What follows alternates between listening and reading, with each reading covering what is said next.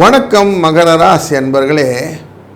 உங்கள் ராசியினுடைய நேரடி பார்வைக்கு சூரிய பகவான் அமர்ந்து விடுகிறார். தந்தையின் சொல்மிக்க மந்திரம் இல்லை அப்படிங்கிறது தான் உண்மையான பேச்சாக அமையும். அலைச்சல்கள் இருக்கும், ஆனாலும் கண்ட்ரோல்டாக எல்லா வேலையும் ஹேண்டில் பண்ணுவீங்க.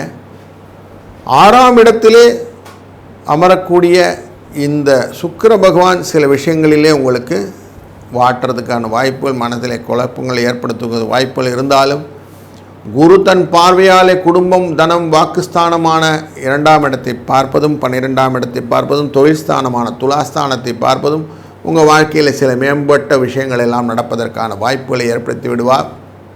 சனியும் தன் வக்கரம் அப்படிங்கிற தன்மையினாலும் தன லாபத்தை குறைக்காமல் தனம் வருவதற்கான வாய்ப்புகள், சில விஷயங்களுக்கு வெளிநாடு வர்த்தக தொடர்புகள் எல்லாம் உங்களுக்கு லாபத்தை பெற்றுத் தருவதாக அமைவதற்காக செவ்வாயும் தன்னுடைய பார்வையாலே அமைத்து விடுகிறார்கள் லாபத்துக்குரியவராக. அதனால் உங்களுக்கு எல்லா விதத்திலும் ஓரளவுக்கு பெனிஃபிட்டராக இருக்கக்கூடிய சூழ்நிலையை இந்த ஆடி மாதம் அமைத்துவிடும். ஆஷாட மாதம் நார்மலாகவே மாரியம்மனுக்கு உகந்த மாதம் அப்படிங்கிறதுனால நீங்கள் எவ்வளவு தூரம் தேவி வழிபாடை செய்கிறீர்களோ அவ்வளவுக்கு அவ்வளவு நல்லது நடக்கப் போகிறது அப்படிங்கிறது மனதில் கொண்டு வருங்களாம். சிந்தனைகள் தெளிவாக இருக்கும்போது, உறுதியான எண்ணங்கள் இருக்கும்போது, வாழ்க்கையிலே பெருமையும் பொறுமையும் இருக்கும்போதும் வளர்ச்சியும் கீர்த்தியும் உங்களை என்றும் தொடர்ந்து வரும். புகழ் நிச்சயம் அப்படிங்கிறது தான் ரூல். அந்த ரூல் பிரகாரம் இந்த ஆடி மாதம் உங்களுக்கு இருக்கட்டும்.